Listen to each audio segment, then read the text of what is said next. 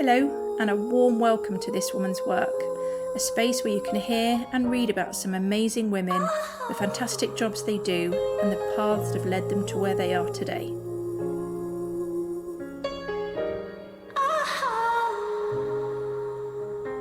I am here today with Vicky. Hi, Vicky. Hi. Could you tell the listener what it is you do for a living? Yeah, I'm an interior designer and stylist. With an amazing accent, which I now need to hear about. So, let's track back first before we track forward. Mm-hmm. So, little Vicky, what were you like? What were you into? I'm from Toronto, Canada. And where everybody now wants to live in the world.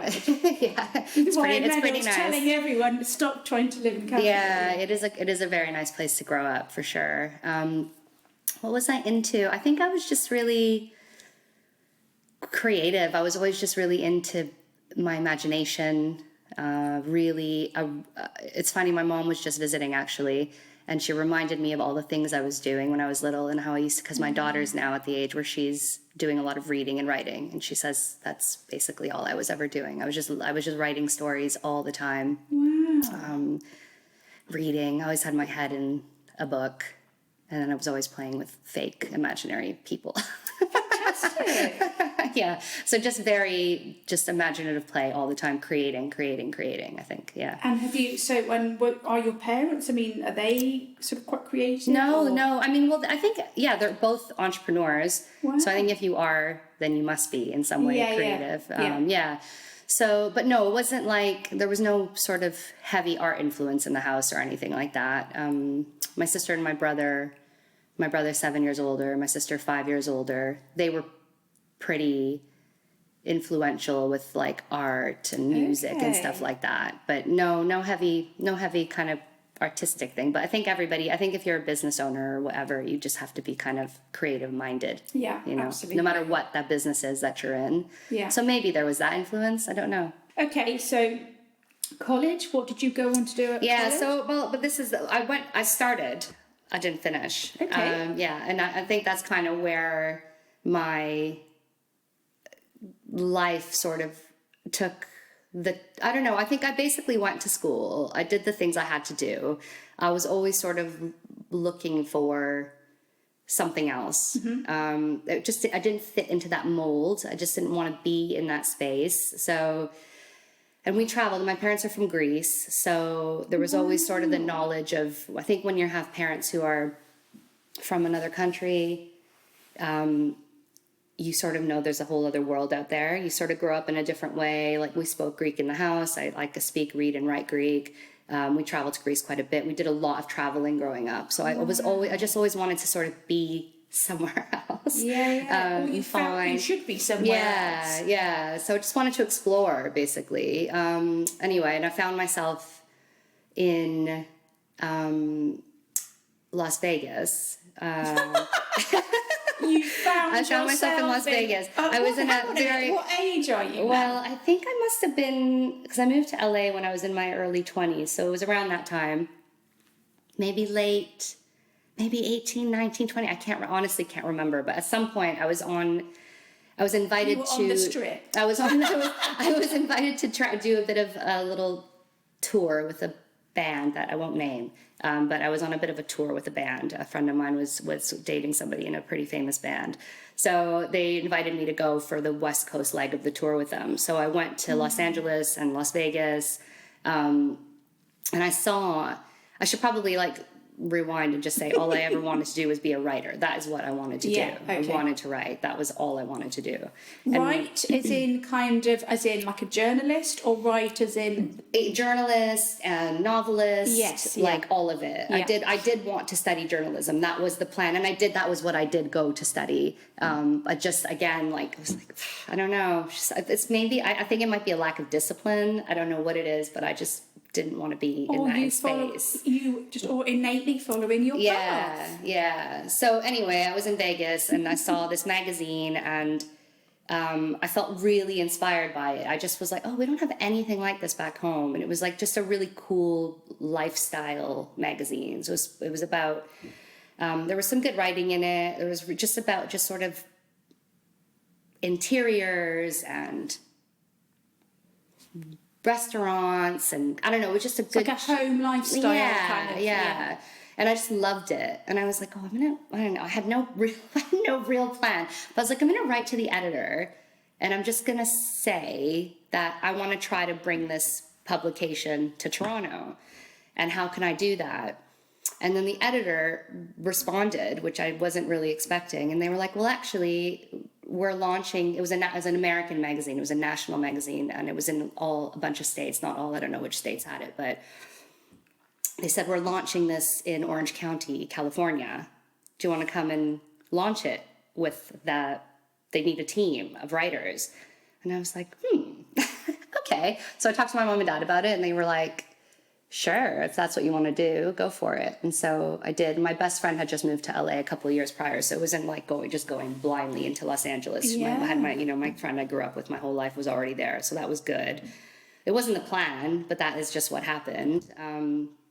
So I moved there. I moved to LA and I did the drive to Orange County every day, which was a far drive. It was about an hour, maybe more than an hour drive. And I worked really closely with the editor there to launch the magazine in Orange County. I had my own column. So I was doing I was doing what I wanted to do. Yeah. But then, Were you getting paid well for that? No. Because I was going to say... Not at all. So you're living in LA, Yeah. which is not cheap. Yeah. And like for anyone that I think a lot of people always think journalism, well, that kind of writing pays well, and it really doesn't, does it? No, it pays nothing at all. No, nothing at all. They very much kind of like they rely on passion project people, exactly. don't they? And unfortunately, that is the case with all arts. Yeah. Unfortunately, you very rarely get paid to do your art when you're, especially when you're young. So no, didn't get paid pretty much anything. And I was working. So I was working in the service industry as a result. I was bartending, and then actually that ended up opening up another interesting perspective or prospect, not perspective, but prospect for me. And I met quite a few people in that world. And then I ended up like managing these really swank bars in LA, very celebrity heavy bars. So very, very like the place where they used to call it Hollywood Hot. So if there was like a thing that just opened up, all the sort of A-list stars would come for the first 3 to 6 months. They'd call their PR team to be seen at this place. That was sort of what I was operating in, that sort of circle for a while. And then it was weird, like I think I was just very open to like whatever was going to come my way. Clearly. Yeah. And so. But also clearly very... Because you're describing this, and I think it's such a female thing to do in a really casual way. But you obviously, people aren't just going to give anyone that kind of job or that kind of responsibility. Yeah. You must have had a lot about you and a lot of... Yeah. Do you know what I mean? For people to, for you to start running bars or for you to even have done what you've... At this point, you must be... quite a diligent... Yeah, I guess so. Yeah, you don't think about it like that. You don't think about it like that. No, I just winged it, which is another thing women say, isn't it? It is. You're right. You're absolutely right. Play yeah, it down. You shouldn't say that. But maybe it's just because you don't really... I think you just kind of don't really think about it. Like, I don't stop and think, why did they give me those jobs? Why did I get to do that? You don't think about it like that, Yeah. But as you say that, I guess you're right. Yeah, I guess so. But anyway, so I was doing that for a while. And in that, I ended up meeting some of my best friends to this day. And one of them was in the music business. And she was in a band and they needed a manager. So I was like, why am I not videoing this chat? So it was hilarious. Anyway, the band was amazing, like really amazing. Like honestly, an incredible band to actually where my daughter now, my 7-year-old daughter now, 6, turning 7, she puts that CD on in the car and she knows every single song off by heart. Like they were awesome. They should have been huge. But we did get a publishing deal for them in the end, but then they were going through a messy divorce, the lead singer and the guitarist. So unfortunately we didn't go further with that. But That So was had you left the sort of and I was doing it. No, I was doing them both at the same time, Yeah. and it all worked really well because it was sort of like a lot of cross promotion. Yeah. I was A going to lot of setting up gigs for her and the band, through the venue Yeah. and through just sort of people that we knew through that. So in many ways, actually, there was a lot of like crossover between the two industries, and it was a big, like I say, it was like it was a big Hollywood bar. Like it was a big important place at the time in LA. So it was a good thing to be doing on the side. Yeah.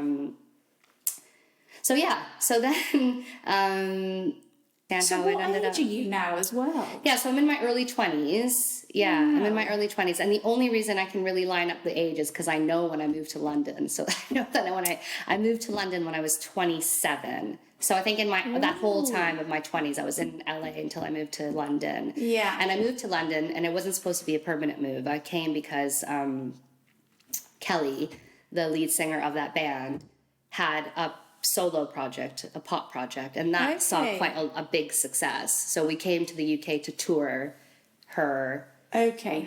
and her giant hit. It was just a big hit, but it was under a DJ's name. So anyway, we were doing this like club circuit in the UK. Wow.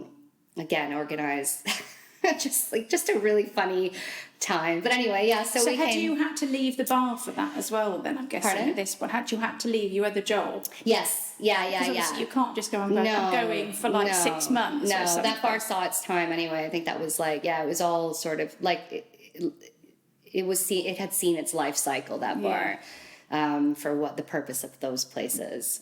So yeah, I left that, and I was doing the managing full time. I was full time managing the band and then managing Kelly's career, and then we ended up in London. Yeah, and then and then Didn't leave. never left. No, it was a lot of other things happened, and Kelly went back to the States. She's doing really well. She's got a great, fantastic band. She lives in Austin, Texas now. So she carried that on, and I stayed because I got a job opportunity actually at the same time for a massive recording studio in London, where I met another band that I would end up managing, and then I ended up sort of just staying in that scene for a while. Yeah. And then I met my husband, who's in the music business. Yeah. And then, yeah.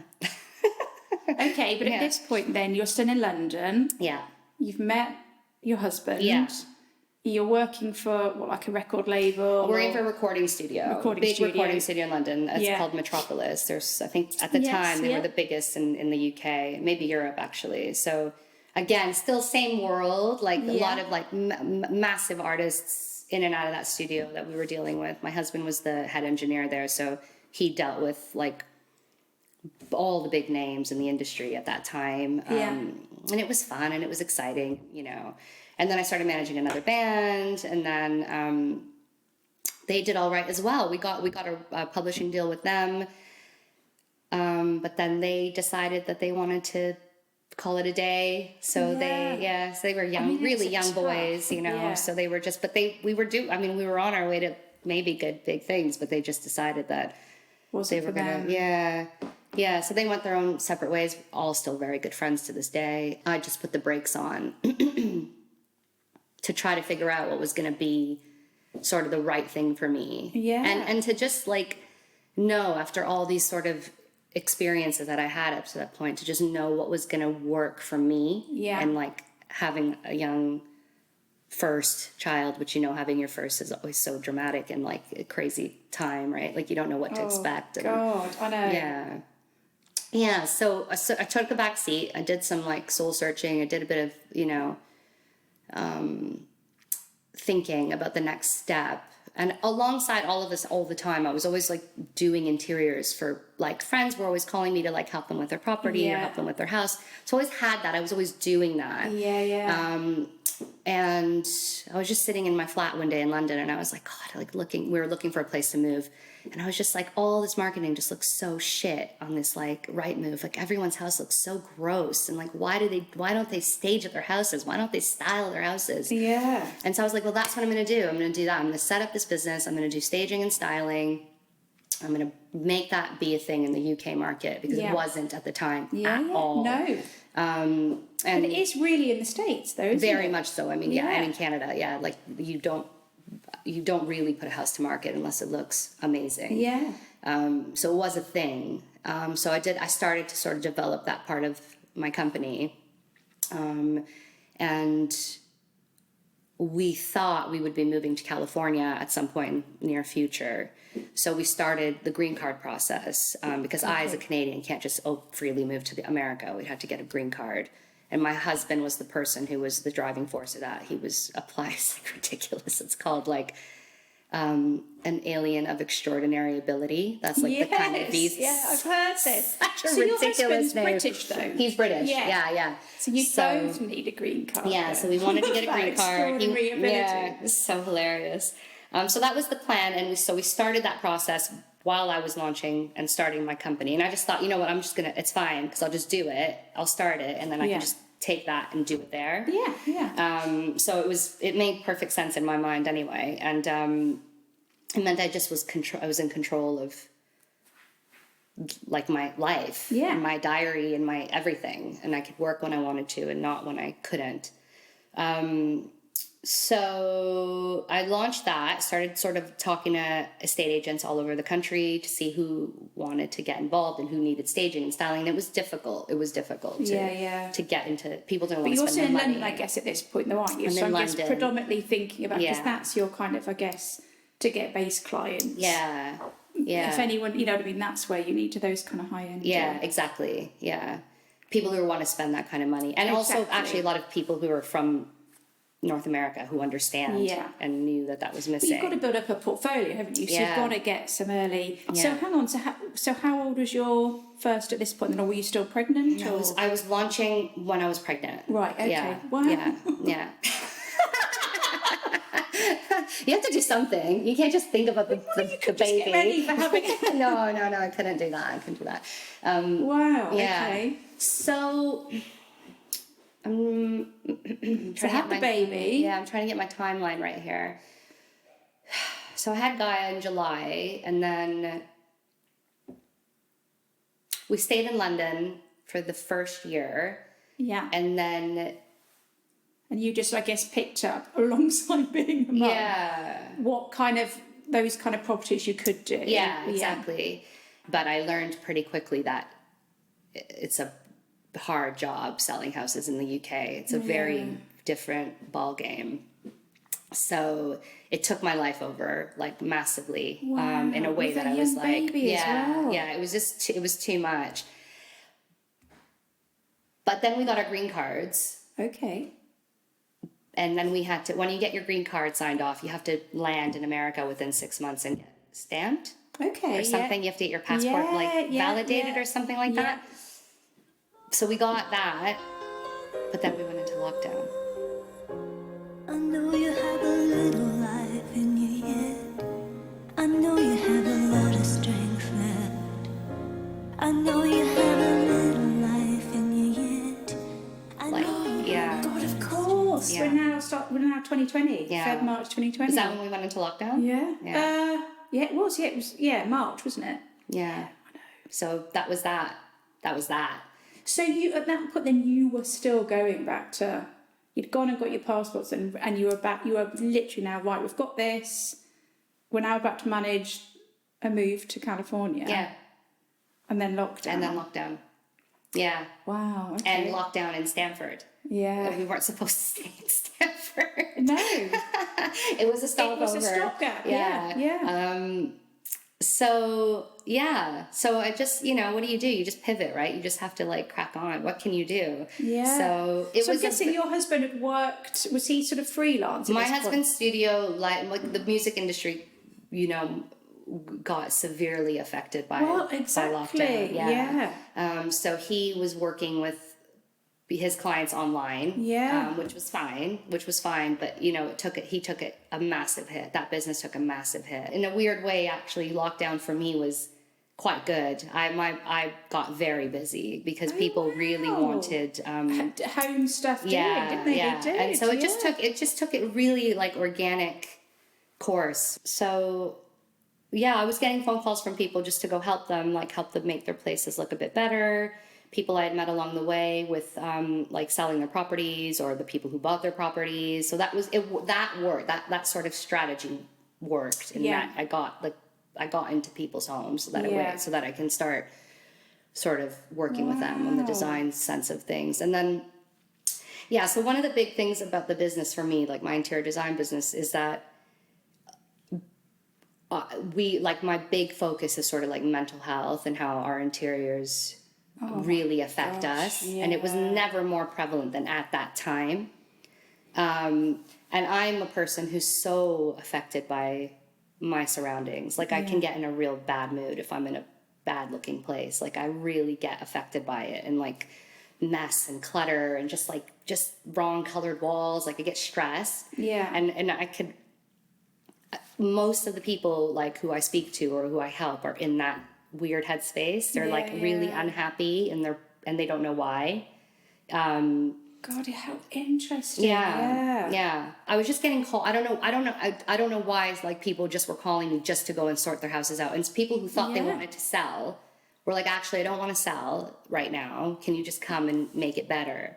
Well, that's the thing. Do you do that? I mean, how often does that happen, whereby you go in to sort someone's house or to sell, and then actually they go, oh, actually, no, I don't know if I really like it now. To be honest, it's happened a lot. I was going to say, someone coming in, I mean, gosh, once I finally buy somewhere, I'd love that. Do you know what I mean? It's just, You reinvigorate it for the, And you help in a lot of ways, like, in just from a financial perspective, because if they are thinking that they are going to sell it one day, then you can help them make the decisions aesthetically in their interiors that will help them in that future selling place. So there's like, it's like win-win-win, like you can. But how do you know the psychology of that thing? Because that is obviously it's a very talented skill, but because like you say, as humans then, are we all quite predictable in terms of if we go look at a house, things that we're drawn. So when you say you style someone's house that's ready to sell, that's because you kind of know what will float other people's boats. Yeah. Basically. Yeah. So we're all a bit boringly predictable, aren't we, really, in terms of what we're drawn to? And it's almost like that kind of creative manipulation about how to make space look. Yeah. Appealing. Yeah. Livable. Yeah. All of that.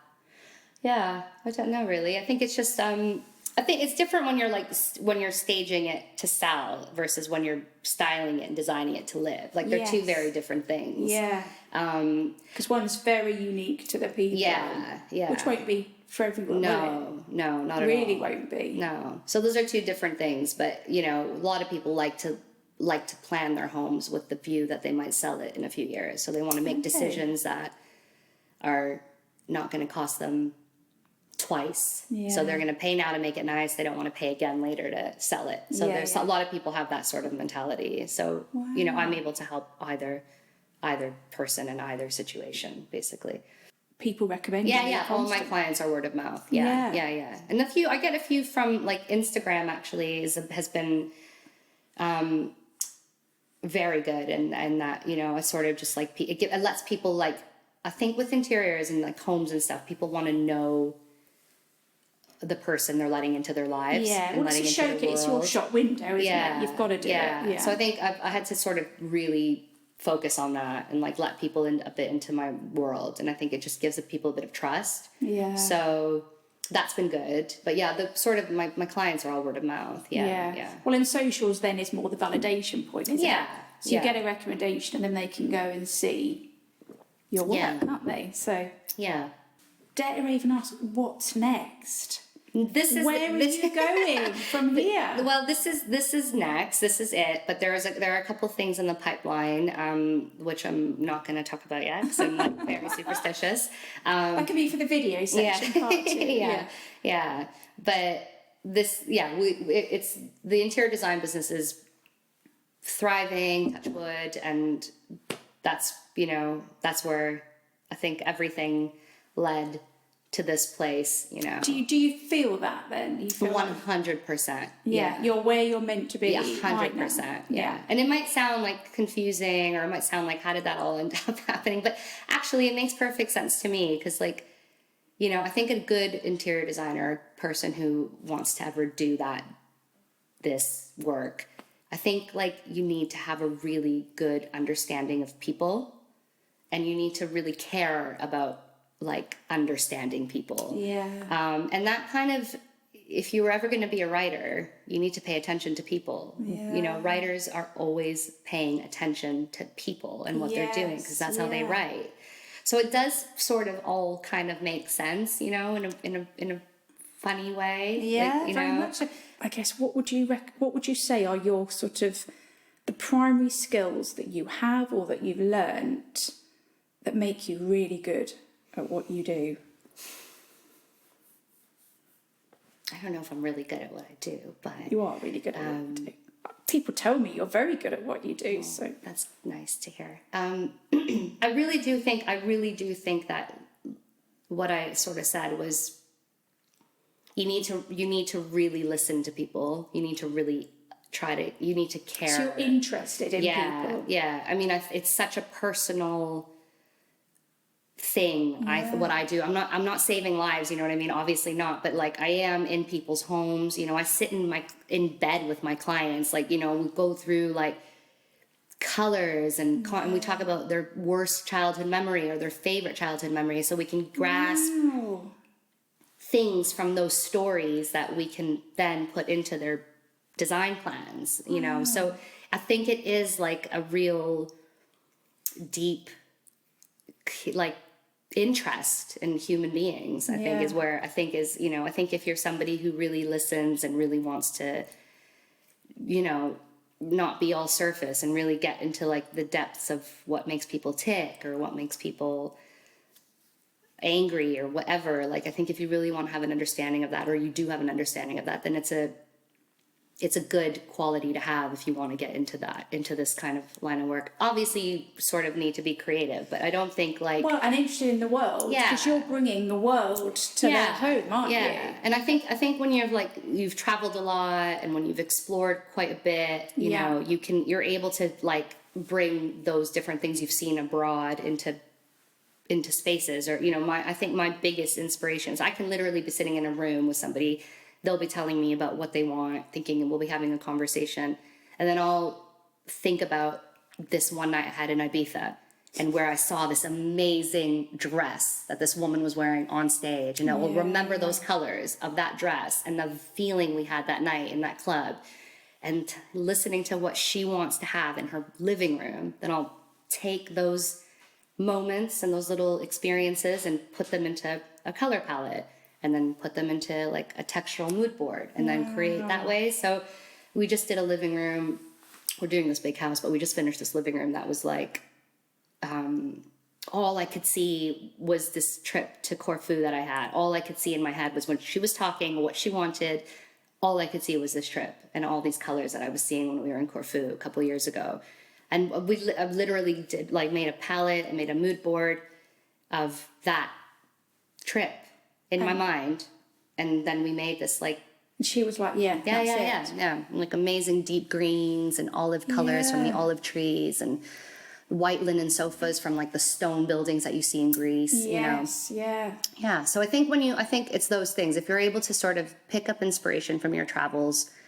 And still travel. I'm guessing you still do that as much as you can to get that, to keep that inspiration. Yeah, have to. To be honest, even just a day trip in London is inspiring to me. You know, or Manchester already. But yeah, going abroad, because you get to see obviously different things and have different like texture and smells and stuff like that. Just really inspiring. So I think those are the things for if somebody's looking at it or like thinking about it. I think if you have a real curious nature about people and you really listen to people and really want to know what, you know, makes them happy and makes them unhappy, I think that's a good thing to have.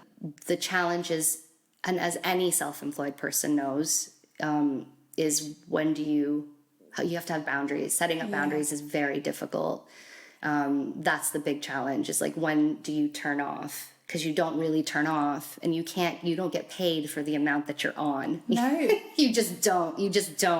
And it's so hard to quantify it to people, because you're just constantly thinking about the thing. Like that's probably my biggest problem is always thinking about the person's house, because you're and just, then there's another idea, and another idea. yeah. Like you're literally it's 11 o'clock at night and you're watching some show on Netflix, and then something happens on set and you're like, oh, I need to write that down because that'll look really good in so-and-so's house. And so you're just like, that's the challenge. It's very difficult too. And I think when you're in interior design, your clients have jobs, and so they don't respond during weekdays. They want to like brainstorm at 9 o'clock at night or at 1 o'clock in the afternoon on a Saturday when I should be paying attention to my children because I don't see them all week. So that's really hard, having that limit and knowing how to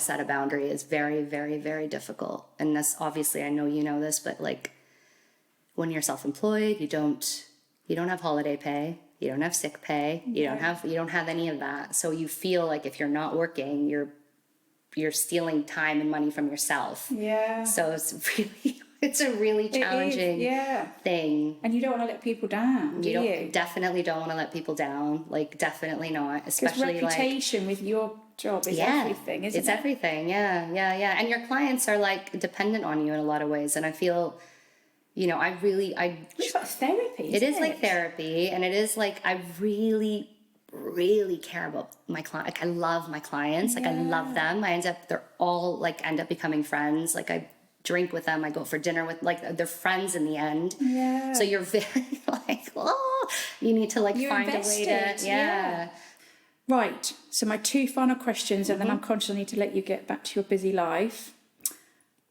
What life advice would you give your younger self?